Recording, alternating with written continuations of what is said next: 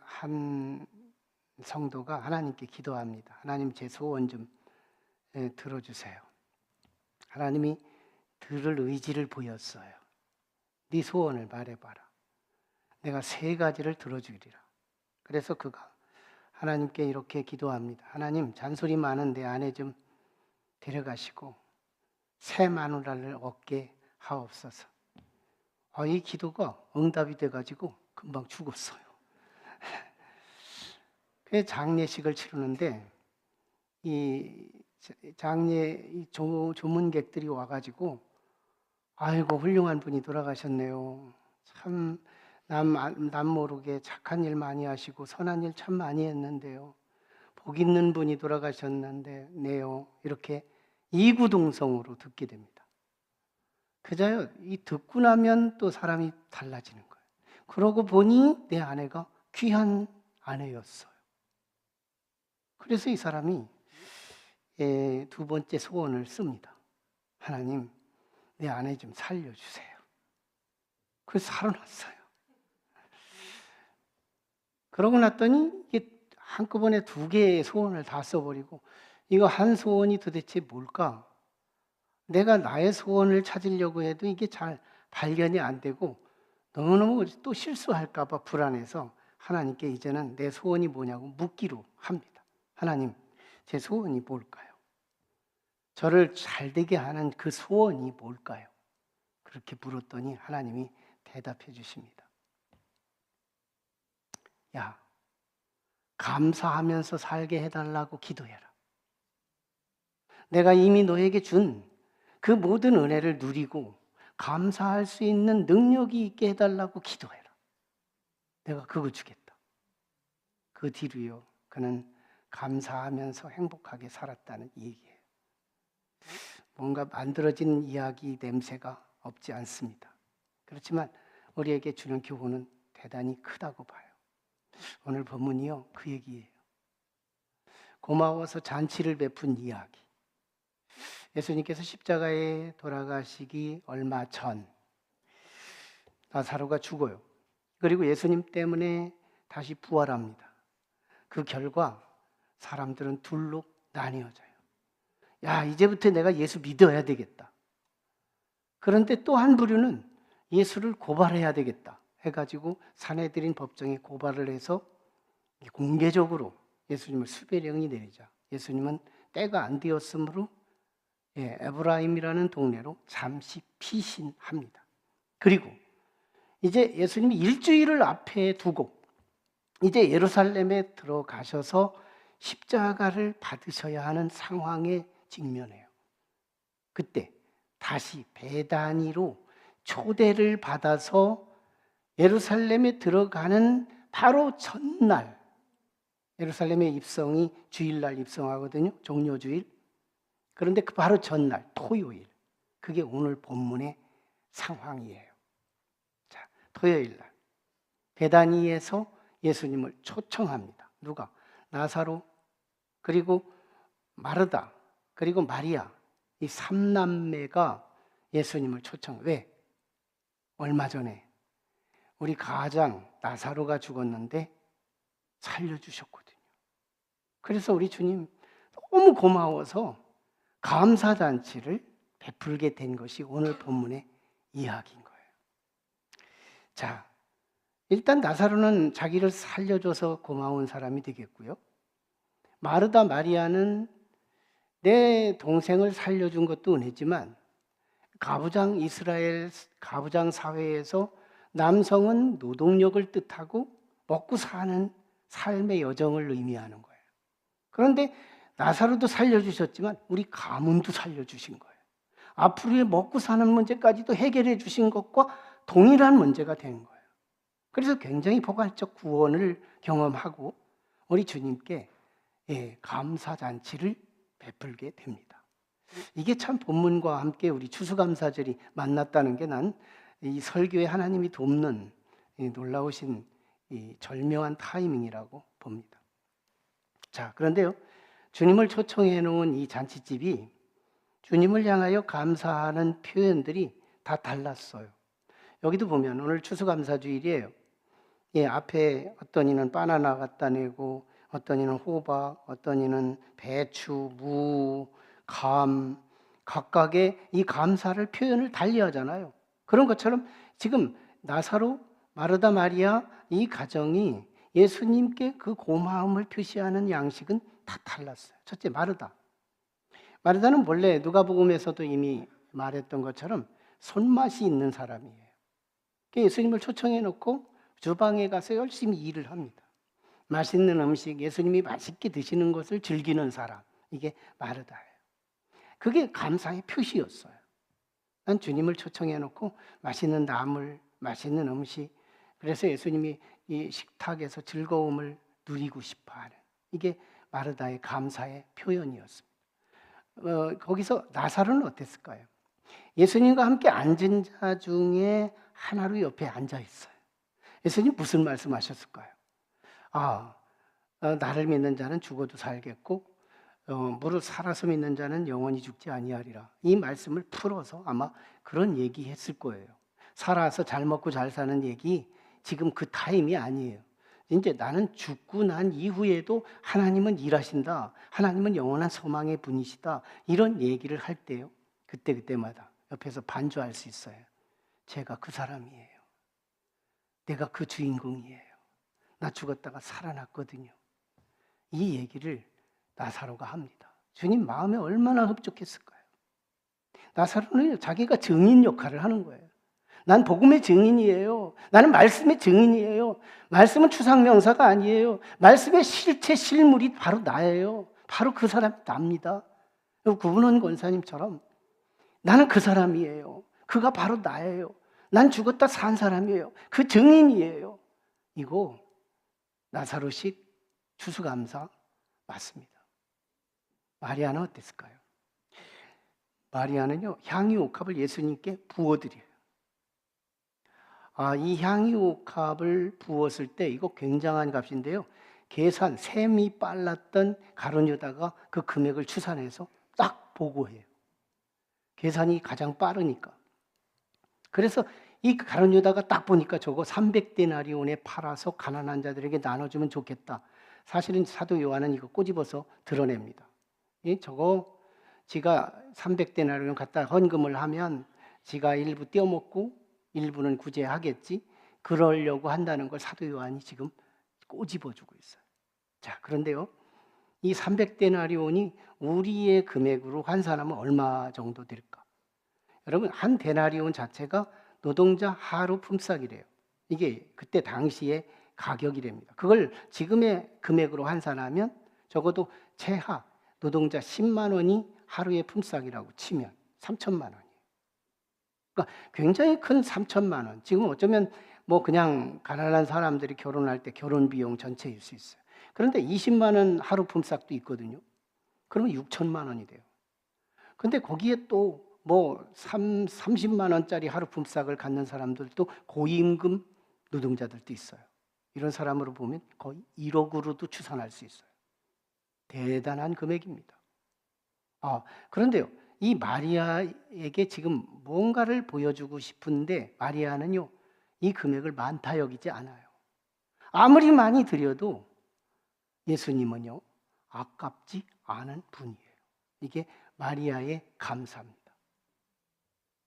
우리는 정말 주님 앞에 드릴 때 이게 가슴이 떨리고 사진남과 떨리고 이 살이 패이는 것 같은 느낌이 온다면 과연 이 마리아에게 우리는 신앙의 영성을 하나 배울 필요가 있습니다. 아무리 드려도 아깝지 않아요. 이건 마리아의 비밀이에요. 이건 마르다가 알 수 없는 일이에요. 이건 다른 사람들이 객관적으로 진단할 수 없는 문제예요. 마리아에게 물어보세요.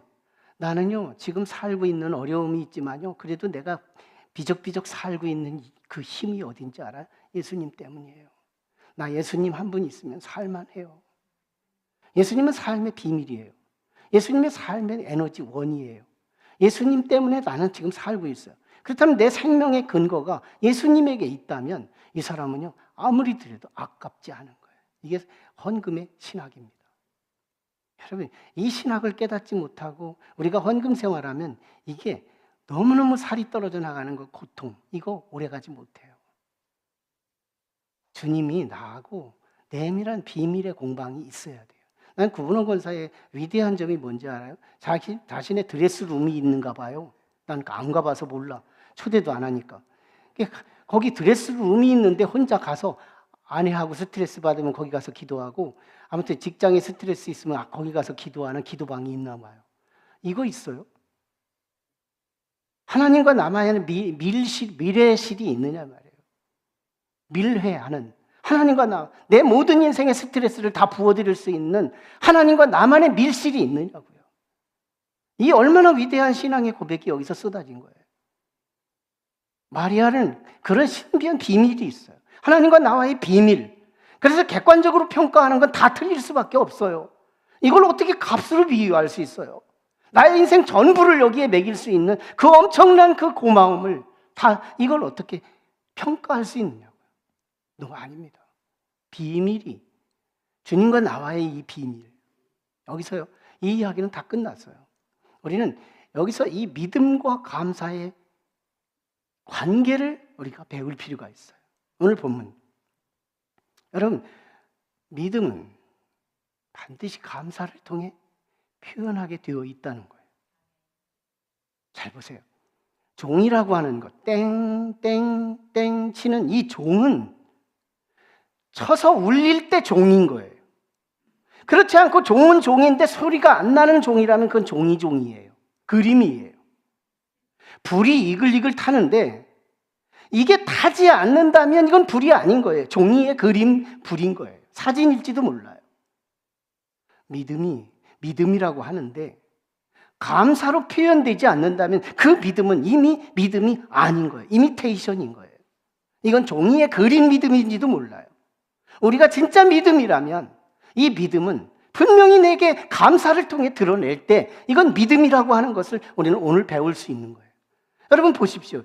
이 말이 마르다 믿음의 사람이었어요. 주님을 평상시에 사랑하며 지냈던 이 삼남매 믿음들을 보시라고요. 마리아 믿음, 나사로 믿음. 전 주님과의 믿음과 사랑의 관계가 돈독했던 이 가정. 어디서 만나는지 보세요. 감사해서 공통으로 만납니다. 감사잔치를 하고 있는 거잖아요. 마르다도 감사했죠. 마리아도 감사했죠. 나사로도 감사했죠. 다 감사를 통해서 믿음이 증명되고 있는 거예요. 오늘 이 믿음, 감사를 통해 입증된다. 근데 보세요. 이 반대, 그 반대의 사람들을 보시라고요. 가룟 유다, 감사가 없어요. 예수님 3년 반 동안 따라다녔지만 원망과 불평과 예수님보다 돈 30냥이 더 귀하게 여기는 사람이에요. 그에게는 돈 30냥보다 더 앞서는 뭐가 있는데요. 예수님에 대해서 불공평하다. 주님 정말 내가 주님이라면 그렇게 안 하신다. 주님에 대한 불평, 불만 이게 늘 상존해 있었어요. 그래서 그는 믿음이 있다고 하는 이름은 있으나 실제는 믿음이 없었어요. 산헤드린 공회 유대인들. 나사로가 부활한 것 때문에 믿는 저 사람들이 너무 싫어요. 너무 배기 싫어요. 죽여버리고 싶어요. 그래서 산헤드린 공회 대제사장과 유대인들은요, 마리아 이 나사로, 살아난 나사로도 예수님하고 함께 한 날 죽여버리고 싶었던 거예요. 저들 다 보세요. 미움, 시기, 질투, 살인 중독. 이들이 믿음이 없다는 걸 그대로 입증해요. 여러분, 이제는 우리는 이 믿음의 내면을 더 깊이 들여다볼 필요가 있어요. 믿음은 어디서 시작할까? 기억에서 시작됩니다. 기억. 우리는 생크라고 하는 이 단어가 그 어원을 어디에 두느냐면 think라고 하는 생각이라는 단어에 어원을 둔대요. thank, 감사하다. 근데 think, 이게 언어학자들이 일관된 보고예요. 그렇다면요, 여러분, 이 감사는 생각 또는 기억에서 기원하는 거예요. 거기서부터 시작한다. 자, 그러고 보면 우리 기독교 신앙을 한번 다시 뜯어보면요, 기독교 신앙은 기억으로부터 시작해요. 잠시 후에 성만찬도 할 텐데 거룩한 이 기억이 없이는 성만찬에 참여할 수 없어요. 보세요. 6월절 출애굽했어요. 근데 출애굽은 한 번 했습니다. 근데 이스라엘 백성들은 오고 오는 모든 후손들에게 구전 전승을 통해서 뭐 하느냐? 우리는 6월절이 있어. 그거 기억해야 돼. 그때 애굽 사람들 장자들 다 죽을 때 우리 이스라엘 백성들의 자식들만 다 살았어. 이거 기억해야 돼. 그래서 그들은 시기마다 아버지로부터 그 유언을 받아서 계속 6월절을 전승적으로 지켜가요. 뭐예요? 나는 6월절 체험은 조상 쪽에 한 번 했는데 그들은 다 그걸 기억하고 늘 그걸 지키고 있는 거예요. 장막절도 마찬가지였어요. 맥주절도 마찬가지였어요. 다 이걸 기억으로 시작해요. 기독교 신앙은 기억이 보고예요. 보배로운 창고예요. 기억. 거룩한 기억들이 과거에 있다면 이거 잊으면 안 되는 거예요. 나를 구원하신 그날, 그리고 하나님께서 나에게 기도로 응답해 주신 그날을 우리가 기억해서 그걸 우려먹을 필요가 있는 거예요. 그걸 기억하고 주님께 다시 감사할 필요가 있는 거예요. 여러분, 감사는 기억에서 나와요. 기억에서 시작돼요. 여기서 에벤에셀이 하나님을 만납니다. 에벤에셀이 사무엘이 고백했던 신앙 고백이에요. 우여곡절이 많았어요. 싸울 일도 많았어요. 문제도 많았어요. 그래서 하나님이 없는 것 같았어요. 그래서 가보니 뒤 보니까 하나님의 발자취가 보이기 시작해요. 나 혼자 온 줄 알았더니 하나님이 옆에 계셨고, 발자국이 하나가 내 건 줄 알았더니 나를 등에 업었기에 주님의 발자국 하나만 있었구나. 주님, 나 혼자인 줄 알았는데 주님이 같이 오셨군요. 에벤에셀. 우리는 지난 뒤에 만나요. 그리고 이 감사는요, 바로 관계로 이어지게 발전합니다. 관계로 연결시켜요. 여러분, 배은망덕한 사람, 그 사람 다시 전화해도 안 받아요. 배은망덕. 내가 은혜를 기여했는데 은혜를 잃어버려요. 그 사람 다시는 연결 안 합니다. 전화를 안 받아요. 관계를 안 가져요. 만나러 왔다고 해도 안 만나줘요. 만났다고 해도 요구를 들어주지 않아요. 모든 관계를 끊는 메스 역할을 하는 게 뭐냐? 이게 원망이에요. 배은망덕이에요. 그런데 보십시오. 언제나 감사, 이거는요, 관계의 악교, 본드 역할을 합니다. 이걸 다시 표현하면 매력이기도 해요. 저 사람은 감사하는 사람이야. 내가 시루라기 같은 감 하나를 줘도 쟤는 고마워하는 사람이야. 이거요, 다시 관계를 갖고 싶어져요. 하나님도 마찬가지입니다. 하나님이 다윗을 왜 사랑했는지 아시나요? 하나님의 뜻을 붙들고 늘 감사한 거예요. 성경은 말씀해요. 데살로니가전서 5장 18절에서 감사하라. 이는 그리스도 예수 안에서 범사에 하나님의 뜻이니라. 이렇게 말씀합니다. 하나님의 뜻을 붙잡은 다윗, 하나님이 그렇게 좋아해요. 다윗은 혼자 살았지만 하나님이 같이 살았어요. 다윗과의 관계가 분리가 아니라 하나로 통으로 살았던 이 다윗의 삶을 오늘 우리는 귀하게 여길 필요가 있는 거예요. 왜 사울을 하나님이 미워했을까요? 사울은 은혜로 왕이 됐어요. 그런데 시간마다 원망, 불평, 미움, 시기, 질투, 살인, 중동, 다윗을 죽이려고 군사 3천을 일으키던 이 파렴치한 사울을 하나님은 미워하는 거예요. 왜? 그는 감사가 없어요. 감사투성이로 살아도 부족한 인생인데도 그렇게 사울은 하나님을 등지게 합니다. 여기서요, 우리는 이 감사를 통해서 임마누엘을 봅니다. 감사하는 사람은 바로 내 속에 이미 하나님이 함께함을 느껴요. 감사는 하나님과의 관계를 회복시켜요. 감사는 부부의 관계를 회복시켜요. 감사는 친구의 관계를 회복시켜요. 관계를 개선해요. 관계가 회복돼요. 감사하는 사람 옆에는 또 있고 싶지만 원망하는 사람 옆에는 멀리 가고 싶어요. 이 원리를 우리는 믿음에서 배우는 거예요. 여기서 임마누엘을 봅니다. 임마누엘을 경험해요. 이 감사는요, 거기서 멈추지 않아요. 우리의 미래를 윤택하게 해요. 우리의 미래를 행복하게 이끌어 갑니다. 여러분, 이 감사가 우리의 미래를 인도한다는 거예요. 참 놀랍습니다. 여러분, 오늘 고양이를 원망하면 내일은 다시 쥐 때문에 원망해야 합니다. 오늘 원망하는 것이 내일의 원망과 상관이 있다는 얘기예요.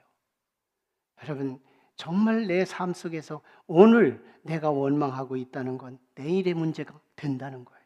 그러나 오늘 감사를 해보십시오. 오늘 우리의 미래는 놀라운 행복으로 하나님이 선물을 가져다 주십니다. 여러분, 칼 힐티는 이런 말을 합니다. 감사하라. 그리하면 젊어질 것이다.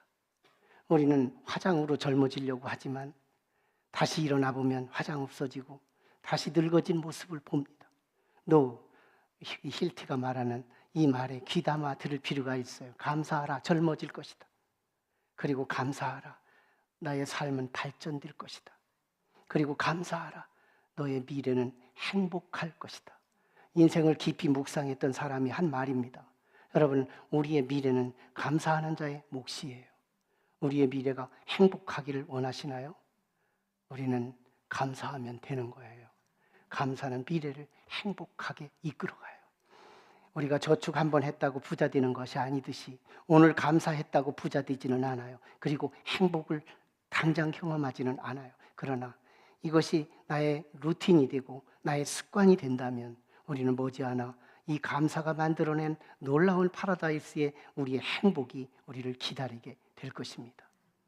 여러분, 정말 내 삶의 미래는 하나님이 주문하세요. 여기서 여호와 이레를 만납니다. 하나님, 나는 참 가라 그래서 그냥 갔지만, 모리아 산에 정말 하나님 내 아들 바치라 그래서 그냥 가기는 가지만, 정말 마음이 쓰리고 아프지만 나보다 귀하신 하나님이 내 아들을 잘라서 하나님 앞에 번제 제물을 드리라고 가라고 해서 가기는 가지만 난 대체도 없습니다. 나의 전망도 슬픔입니다. 그러나 하나님이 가라고 하니 갑니다. 갔어요. 아들을 잘라 죽이려고 하는 순간 하나님이 더 급해서 아브라함아, 아브라함아, 네 검을 거둬라. 그리고 눈을 돌이켜보니 옆에 순양 하나가 가시던 불에 걸려서 꼼짝달싹을 못하고 있는. 아브라함이 말합니다. 여호와 이레구나. 여호와 이레구나. 나는 갈 바를 알지 못해서 갔지만 하나님은 내가 필요한 걸 꼭 거기에 준비해놓고 기다리고 있었던 이 사실. 여호와 이레. 우리의 미래는 아무도 몰라요. 내일 어떤 일이 일어날지 우리는 몰라요. 그러나 우리는 분명히 미래를 희망으로 갈 수 있는 근거가 있어요. 그게 뭐냐? 오늘 감사를 심는 거예요. 오늘 감사를 우리의 습관 속에 심는 거예요. 그게 믿음이기 때문에. 여러분, 이 이스라엘 백성들이 가나안에 가서 많은 땅들을 분배할 때요.